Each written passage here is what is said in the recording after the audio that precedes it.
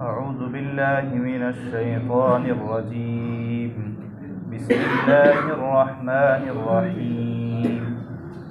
लिईलाफि क़ुरैश ईलाफिहिम रिह्लतश्शिताइ वस्सैफ फल्यअबुदू रब्ब हाज़ल बैत अल्लज़ी अत्अमहुम मिन जूअ व आमनहुम मिन खौफ। ये कुरान करीम की एक छोटी सी आयत है, सूरत है, सूरह कुरैश।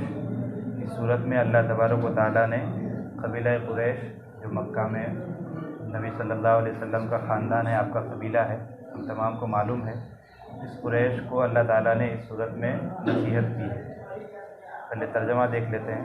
अल्लाह ताला फरमाते हैं लिईलाफि क़ुरैश, चूँकि कुरैश के लोग ये आदी हैं। ईलाफिहिम रिह्लतश्शिताइ वस्सैफ, ये लोग सर्दी और गर्मी में सफ़र करने के आदी हैं। फलियाबुदू रब्ब हाज़ल बैत, लिहाजा इन लोगों को चाहिए कि वो इस घर के पालनहार की, इस घर के मालिक की इबादत करें।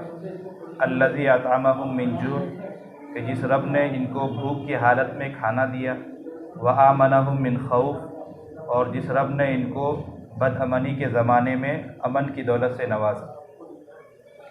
ये सूरह कुरैश है और इसका पस मंज़र ये है, जैसा कि हम तमाम को मालूम है कि मक्का एक ऐसी जगह में है जहाँ उपजाऊ ज़मीन नहीं है, पथरीली ज़मीन है, पहाड़ है, पत्थर है, वहाँ कोई फसल वगैरह, अनाज वगैरह हम उगा नहीं सकते। तो वहाँ तो कुछ उगता नहीं था।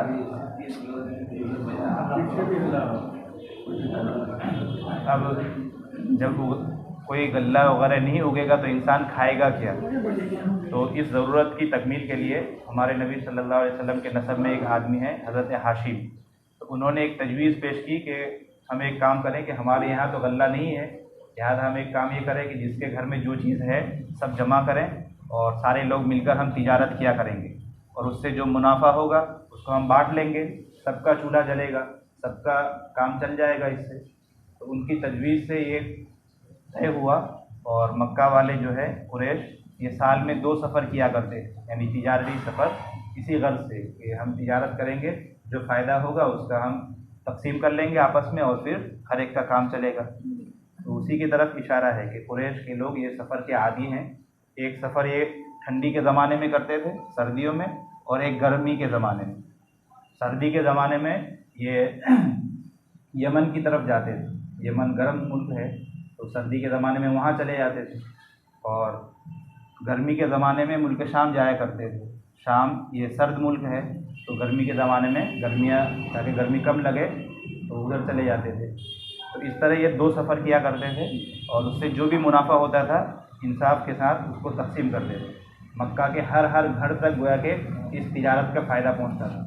ऐसा नहीं कि जिनका माल लगा है या जो मालदार लोग हैं सिर्फ उन्हीं को फ़ायदा मिलेगा, नहीं, बल्कि मक्का के और कुरैश के रहने वाले हर इंसान तक, हर घर तक गोया कि हर एक का चूल्हा जले। तो इस ख़ास मकसद के लिए इन्होंने ये शुरू किया था, और अल्लाह ताला ने इसमें फिर इनको बरकत भी दी। और ये लोग चूँकि काबतुल्लाह शरीफ के खादिम थे, तो अरब में इनकी एक ख़ास अहमियत थी। जैसा कि गुज़िश्ता सूरत में हमने सुना कि अबरहा को अल्लाह ताला ने हलाक किया, तो इस वाक़ये से भी पूरे अरब में कुरैश के जो लोग थे, इनकी अज़मत लोगों के दिलों में बैठ गई कि भाई ये कुरैश जो है ये अल्लाह वाले लोग हैं, ये दीनी और नेक लोग हैं, तब ना अल्लाह ने इनकी मदद की। जिसकी वजह से इनके जो काफ़िले जाते थे सफ़र में, तो उन काफ़िलों को कोई लूटता भी नहीं था।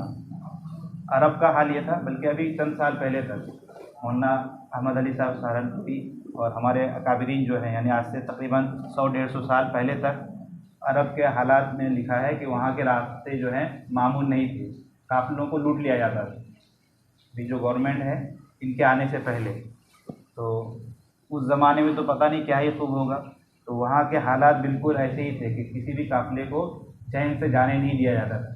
तो अल्लाह ताला ने इन पर एहसान ये किया कि चूँकि ये लोग मक्का के थे, काबा शरीफ की खिदमत करते थे, काबा शरीफ की ये लोग निगरानी करते थे, तो उस काबा की खिदमत करने की वजह से पूरे अरब के दिल में इनकी अल्लाह ने मोहब्बत बैठा दी। लिहाजा इनके काफ़िलों को कोई लूटता नहीं था, तो इनका ना जानी नुकसान हुआ ना माली नुकसान हुआ।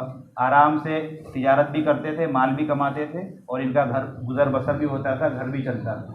तो ये अल्लाह ताला इनको याद दिला रहे हैं कुरैश के लोगों को कि देखो मेरा तुम्हारे ऊपर कितना बड़ा फضل है। तुम्हारी ज़मीन में एक रोटी तुम नहीं उगा सकते, एक दाना एक चावल भी तुम पैदा नहीं कर सकते यहाँ पर, लेकिन फिर भी हम तुम्हारा घर चला रहे हैं और तुम्हारे काफ़िलों को भी नहीं लूटा जाता है। इतना ज़्यादा तुमको तुम्हारे ऊपर एहसान है। और आगे कहा कि वात अमाहुम मिंजू, कि अल्लाह ताला तुम्हें भूखे की हालत में खाना देते हैं, यानी यहाँ कुछ फसल तो उगता नहीं है फिर भी तुम खाते पीते हो। आमनहुम मिन खौफ, और अल्लाह ने रास्तों को तुम्हारे लिए अमन कर दिया, यानी बदअमनी नहीं है। ये दो चीज़ें बहुत अहम हैं, पेट का मसला और अमन का मसला। यही दो चीज़ों के लिए इंसान ज़िंदगी भर मेहनत करता है। अल्लाह ने गोया कि इनके लिए दोनों चीज़ें आसान कर दी। आज अगर खुदा न खास्ता मुल्क के हालात ख़राब हो जाए या हमारे शहर के हालात अमन ना रहे, हालात बिगड़ जाए, तो इंसान घर से भी नहीं निकल सकता, नमाज उमाज में भी दिल नहीं लगेगा, मस्जिद भी हम नहीं आ पाएंगे। जैसे कोरोना के ज़माने में हुआ, मस्जिद से भी हम महरूम हो गए। तो अमन बहुत बड़ी चीज़ है। इसी तरह 2 वक्त की रोटी मिल जाना ये भी बहुत बड़ी नेमत है। तो अल्लाह ताला इनको ये नेमतें याद दिला रहे हैं और इन नेमतों को याद दिलाकर अल्लाह ताला इनको तंबीह कर रहे हैं। असल में कुरैश के जो लोग थे ये इन नेमतों की वजह से वो इतरा गए थे और वो जब देख रहे थे कि भाई हमें खाने पीने को मिल ही रहा है और हमारी इतनी इज्जत है, तो हम मोहम्मद सल्लल्लाहु अलैहि वसल्लम की बात क्यों मानें। होता है ना कि हमारे पास तो सब कुछ है, हम इस मोहम्मद की, ये तो एक यतीम लड़का है, तो इसकी बात हम क्यों मानें। तो अल्लाह ताला उनको धमका रहे हैं, उनको समझा रहे हैं कि देखिए ये जो आपको नेमत मिली है ये हमारी तरफ से है, लिहाजा इन नेमतों में आकर इतराना नहीं है और दीन इस्लाम से और दीनी तालीमात से अपने आप को दूर नहीं करना है, दीन की मुखालफत नहीं करनी है।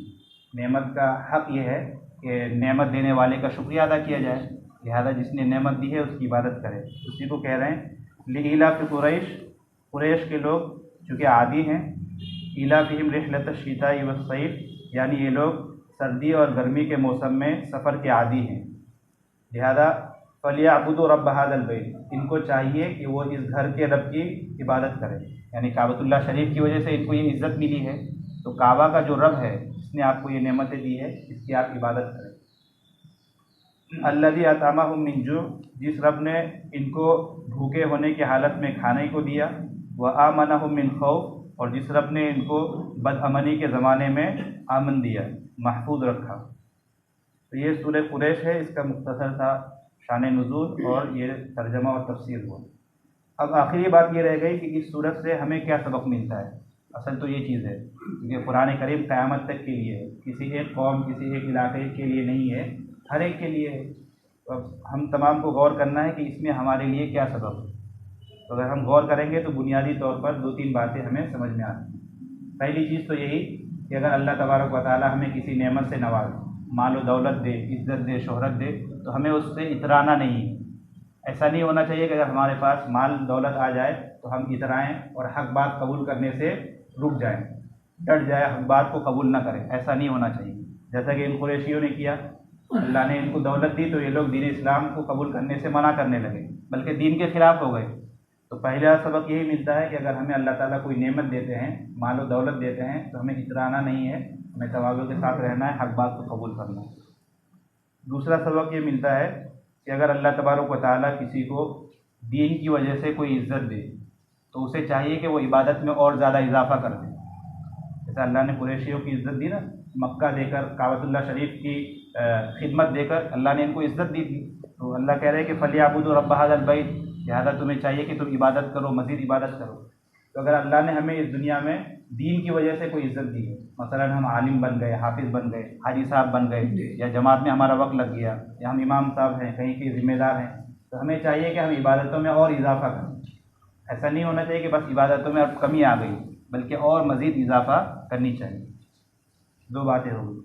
तीसरी बात यह है कि कुरैशियों को अपने नस्ब पर भी फ़ख्र होने लगा था, क्योंकि सारे लोग इनकी इज़्ज़त करते थे, तो ये सबसे बड़ा अपने आप को समझते थे और दुनिया के लोगों को बिल्कुल गोया के गिरा पड़ा समझते थे। तो इससे हमें ये भी सबक मिलता है कि अगर हमारा नस्ब अच्छा है तो अच्छी बात है, ये अल्लाह ताला का एक इनाम है, लेकिन नस्ब पर कभी फ़ख्र नहीं करना चाहिए। इस्लाम के नज़दीक नस्ब इतनी अहम चीज़ नहीं है, ये एक इनाम है, अल्लाह ताला जिसको दे दे, लेकिन असल जो अल्लाह ताला के नज़दीक पसंदीदा है वही है जिसके अंदर तक़वा ज़्यादा हो। जो जितना ज़्यादा नेक होगा अल्लाह का इतना ज़्यादा करीबी होगा, और वही सबसे ज़्यादा मुअज़्ज़ज़ है। नस्ब इतनी कोई अहम चीज़ नहीं है। तो हमारे अंदर जो ये नस्ल की बीमारी है, क्योंकि हम हिंदुस्तान में रहते हैं, हिंदुओं के साथ रहने की वजह से ज़ात पात का मसला आ गया है। तो ये गोया कि इस्लामी तालीमात नहीं है ऐसा। इस्लामी तालीमात ये है कि जो जितना ज़्यादा दीनदार है वो इतना ज़्यादा हमारा अजीज़ होना चाहिए। जो जितना ज़्यादा नमाजी है, जिसका मस्जिद से जितना ज़्यादा ताल्लुक़ है, उसे हम इतना ज़्यादा अजीज़ रखें, उसकी इतनी ज़्यादा इज़्ज़त करें। तो ये 3 बातें गोया के खुलासे के तौर पर निकली कि अगर हमें अल्लाह ताला कोई नेमत दे, ख़ास तौर पर माल की नेमत दे, तो हमें इतराना नहीं है। दूसरी बात, अल्लाह ताला ने हमें कोई दीनी फजीलत दी है तो मज़ीद हमें इबादतें करनी है, इबादतों में और सुस्ती नहीं करनी। तीसरी बात यह है कि हमें अपनी कौमियत पर, नस्ब पर या ज़ात पात के मसले पर उलझना नहीं है, बल्कि हमें तक़वा इख्तियार करनी है। जो जितना ज़्यादा मुत्तक़ी होगा अल्लाह के नज़दीक उतना ज़्यादा पसंदीदा होगा। अल्लाह ताला हमें इन तमाम बातों पर अमल करने की तौफ़ीक़ अता फरमाए।